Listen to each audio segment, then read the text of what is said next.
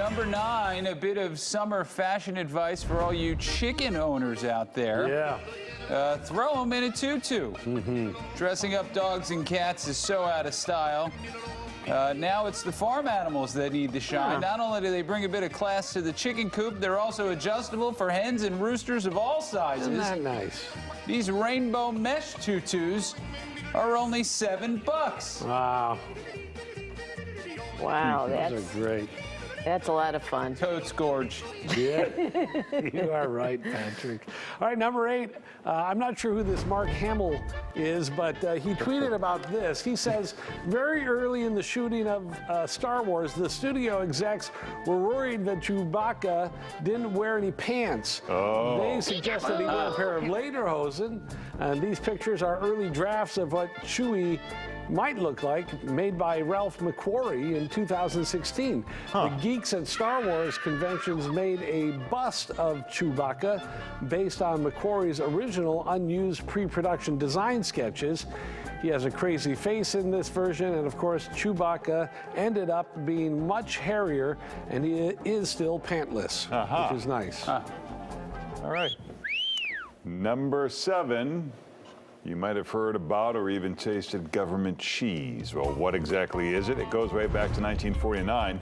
When Congress was trying to stabilize farm incomes, it gave a government-owned corporation the authority to buy dairy products. Then in 1977, a Carter administration subsidy board Sorry, Larry. into the dairy industry. Farmers had cash and they just kept producing a lot of milk, more than we could all use. The government bought up all that dairy. Stockpiles ballooned to the point where we had it in hundreds of warehouses in 35 states. During the Reagan administration, some wanted to just toss it into the ocean. It would have been the cheapest way to deal with it, but Reagan had campaigned by going after people he claimed were gaming the welfare system.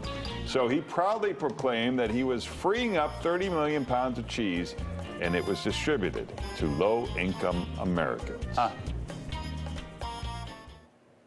Any cheese is good cheese in my You opinion. love a good piece of cheese. Yeah, come on. Yeah. Me too. All right, number 6. By now, in our journey learning about the days of the week, we taught you about Monday and Tuesday. And if you watch the last couple of days, you know what a big influence Norse mythology was on naming the days of the week. So should come as no surprise that Wednesday is related to the Norse god Odin. He's probably the most prominent god. He's all about war, and he's also about luck and power and wisdom. He's also known as Woden. In Middle English, it was the day of Woden, or Wodensdag, which then evolved to become Wednesday. I could see that, yeah. Yeah. I don't really see it. No, That, honestly. Say it fast. Wodendag, Wodendag, Wednesday. Yeah, there you go. That's because he's a professional. He knows how to read things. And It's the brains of this operation. Yeah. Tomorrow, just a tease, Yeah. Thursday. What? What? Larry!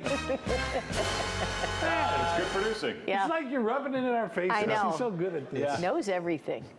You're making me feel like one of the Wonderlic twins over here. Hey, Number 5. we are the Wonderlic twins. We got to explain that to people one of these days. Don't you think the Flying Dutchman is a good mascot name? Oh, yeah. Hofstra University outside Manhattan had that nickname until 2001. The name was in honor of the heritage of their founder, but they wanted something more marketable, so they changed it to the Pride. Oh, Come on. With the mascots, Kate and Willie Pride. Kate and Willie. The fearsome Kate Pride. But I'll have you know, up in Oostburg, Wisconsin, Yeah? the high school is sticking with the Flying Dutchman. Good for them. That school has been around since 1913. Nice. All right, number 4.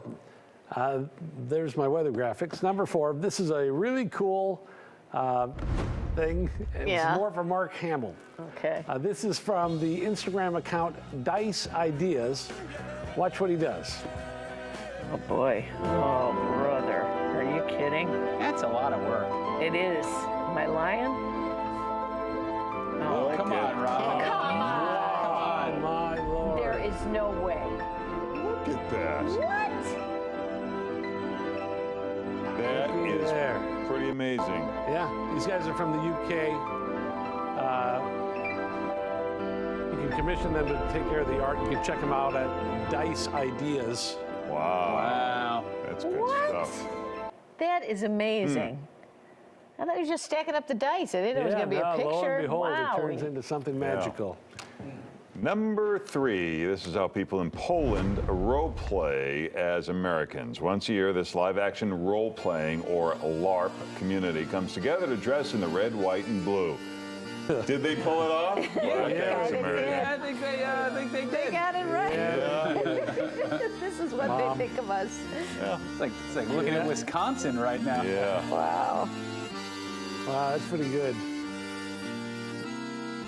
Yeah. Yeah.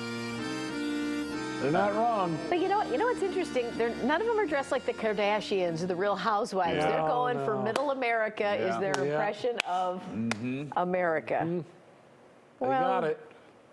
Well, there you go. All right, number 2.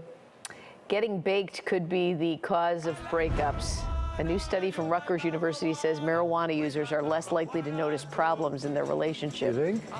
It also says people who smoke weed are more likely to think their conflict resolution is more effective than it actually is. I'm killing it. My wife thinks I'm awesome. 145 couples with at least one marijuana user took part in this study. They filmed them talking about a source of tension for about 10 minutes, then for 5 minutes about something they agreed on. And when they filled out a questionnaire afterwards, pot smokers were often more critical and demanding of their partners, but also avoided confrontation more often. Doesn't that stuff cause brain damage? I don't know if we needed a study on that. Can we? Yeah. All right.